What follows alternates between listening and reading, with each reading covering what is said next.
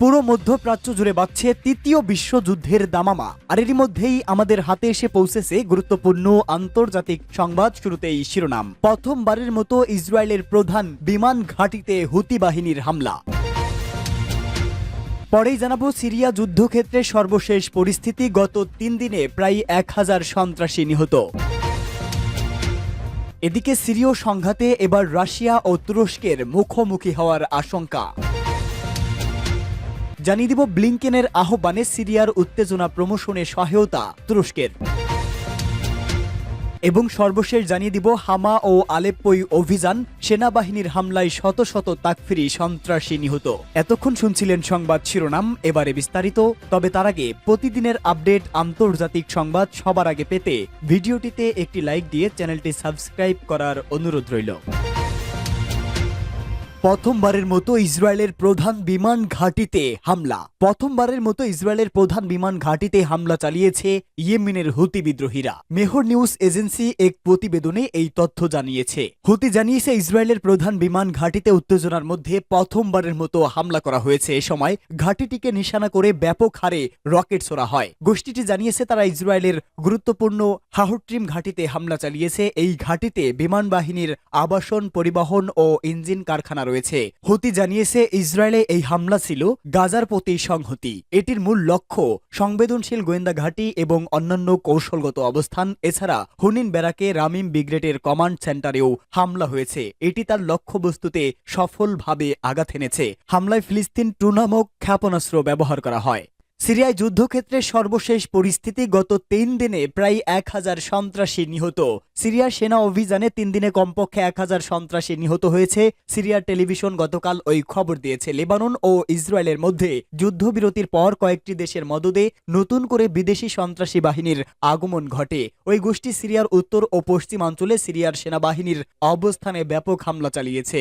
যুদ্ধকক্ষে বাশার আল আসাদের উপস্থিতি, সিরিয়ার কিছু এলাকা থেকে সন্ত্রাসীদের বিতরণ। গত 3 দিনে প্রায় 1000 সন্ত্রাসীকে হত্যা। হামাতে সিরিয়ার সেনাবাহিনীর প্রতিরক্ষা ড্রোন লাইন শক্তিশালী করা এবং ইদলিবের পশ্চিমে একটি অতর্কিত হামলায় সন্ত্রাসী বাহিনীর সদস্যদের গ্রেপ্তার ইত্যাদি সিরিয়ার রণক্ষেত্রের সর্বশেষ কিছু ঘটনা। যুদ্ধকক্ষে সিরিয়ার প্রেসিডেন্ট বাশার আল আসাদ গতকাল দেশের শীর্ষ সামরিক ও নিরাপত্তা কর্মকর্তাদের সাথে সাম্প্রতিক পরিস্থিতি, বিশেষ করে উত্তর সিরিয়ার আলেপ্পো প্রদেশ এবং পশ্চিম সিরিয়ার হামায় সশস্ত্র সন্ত্রাসী গোষ্ঠীর নিয়ন্ত্রণ বিষয়ে জরুরি বৈঠক করেছেন।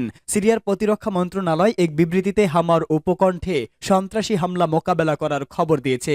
এই মন্ত্রণালয় ঘোষণা করেছে, হামার উত্তর উপকণ্ঠে আমাদের বাহিনীর ইউনিটগুলো তাকফিরি গোষ্ঠীগুলোর মোকাবেলা করেছে এবং যে কোনো ধরনের অনুপ্রবেশ প্রতিরোধ করেছে। সিরিয়ার সন্ত্রাসী গোষ্ঠীগুলোর সঙ্গে যুক্ত গণমাধ্যমগুলো হামা থেকে সেনাবাহিনী প্রত্যাহারের দাবি করার পর এই বিবৃতি দেওয়া হয়। সিরীয় সংঘাতে এবার রাশিয়া ও তুরস্ক মুখোমুখি হওয়ার আশঙ্কা। সিরিয়ার সামরিক বাহিনী দেশের উত্তর পশ্চিমাঞ্চলে বিদ্রোহীদের থামানোর জন্য বাড়তি সৈন্য মোতায়েন এবং বিমান হামলা পরিচালনা করে। একই সময় বিদ্রোহীদের অপ্রত্যাশিত অভিযান প্রতিহত করতে ইরান সিরিয়ার সরকারকে সমর্থন করার অঙ্গীকার করেছে। সিরিয়ার দীর্ঘস্থায়ী যুদ্ধে ইরান সিরিয়ার প্রেসিডেন্ট বাশার আল আসাদকে গুরুত্বপূর্ণ রাজনৈতিক এবং সামরিক সমর্থন দিয়ে আসছে। কিন্তু গত বুধবার শুরু হওয়া এই সর্বশেষ তেহরান দামেস্কোকে কি ধরনের সমর্থন দিতে পারে তা পরিষ্কার নয়। কথিত জিহাদি সংগঠন হায়াত তাহরির আল শামস এর নেতৃত্বে বিদ্রোহীরা আলেপ্পো এবং সংলগ্ন ইদলিব প্রদেশের অন্য অঞ্চলে হামলা চালায়। এরপর তারা হামা প্রদেশের উদ্দেশ্যে রওনা হয়। সংঘর্ষ বেড়ে যাওয়ার ফলে মধ্যপ্রাচ্যের অস্থিতিশীলতা আরেকটি জানালা খুলে যাবার সম্ভাবনার সৃষ্টি হলো, যখন ইসরায়েল গাজায় হামাস এবং লেবাননে হিজবুল্লাহর সঙ্গে লড়াই করেছে। এর ফলে রাশিয়া এবং তুরস্ক একে অপরের বিরুদ্ধে সরাসরি যুদ্ধে লিপ্ত হয়ে যাওয়ার সম্ভাবনা রয়েছে, কারণ সিরিয়াতে তাদের দুজনের নিজস্ব স্বার্থ রয়েছে। বিদ্রোহীরা বুধবার তাদের অভিযান ঘোষণা করে ঠিক যখন ইসরায়েল এবং হিজবুল্লাহর মধ্যে যুদ্ধবিরতি শুরু হয় এবং আঞ্চলিক শান্তির জন্য আশা সৃষ্টি হয়। এই অভিযান প্রেসিডেন্ট আসাদের জন্য ভীষণ তীব্রকর এবং এটা এসেছে এমন সময় যখন তার মিত্র দেশগুলো ইরান এবং তার সমর্থিত গোষ্ঠীগুলো আর রাশিয়া তাদের নিজস্ব সংঘাত নিয়ে ব্যস্ত।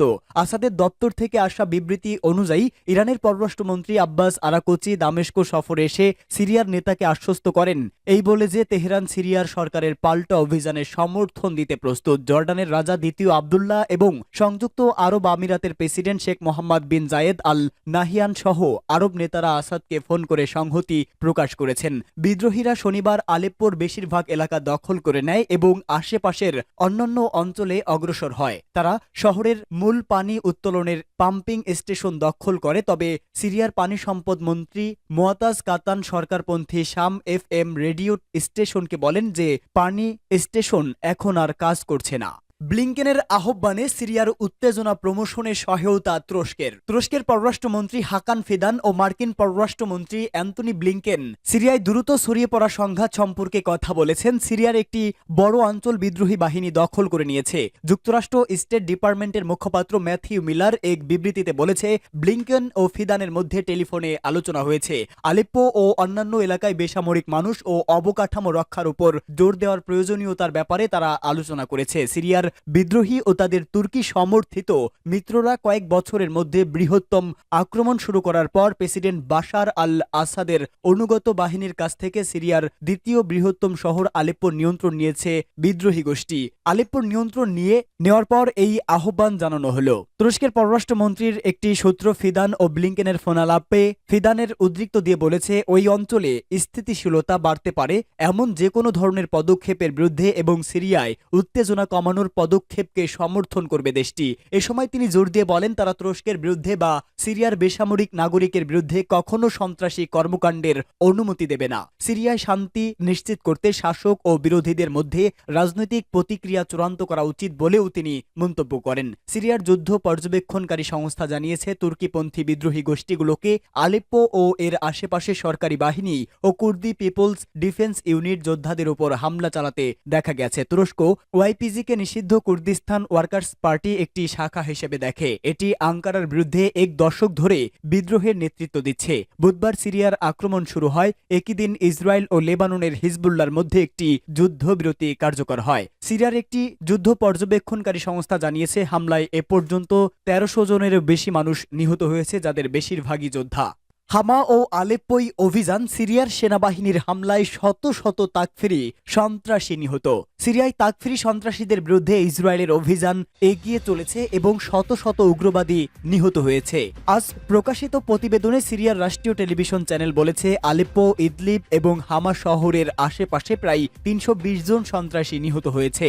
গত সপ্তাহে যখন সন্ত্রাসীরা আরব দেশটির উত্তরাঞ্চলে নতুন করে দখলদারিত্বের চেষ্টা শুরু করে তখন থেকে সিরিয়া ও রুশ বাহিনী যৌথভাবে পাল্টা অভিযান চালাচ্ছে। এতে গত কয়েকদিনে নিহত তাকফিরি সন্ত্রাসী সংখ্যা প্রায় ১৩০০-তে পৌঁছেছে। অভিযানের বিস্তারিত বিবরণী দিয়ে রাষ্ট্রীয় টেলিভিশন জানিয়েছে সিরিয়া এবং রাশিয়ার বিমান বাহিনী আলেপ্পো প্রদেশের আল হামাদানি স্পোর্টস কমপ্লেক্সের আশেপাশে সন্ত্রাসবাদী এবং তাদের দলনেতাদের সমাবেশে হামলা চালিয়েছে।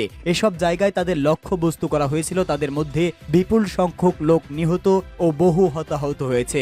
সরকারি সিরিয়ান আরব নিউজ এজেন্সি জানায় একই ধরনের যৌথ বিমান হামলায় আলেপ্পোর পূর্বে আল সাফিরা শহরের কাছে আরো ডজন খানেক সন্ত্রাসী নিহত ও আহত হয়েছে। সিরিয়ার আল সাওরা সংবাদপত্র জানিয়েছে তাকফিরিদের একটি দল হামা শহরতলির জুগবা গ্রামে আক্রমণ করেছিল। তবে গ্রামবাসী আক্রমণকারীদের বিরুদ্ধে প্রতিরোধ গড়ে তোলে এবং সবাই হত্যা করেছে।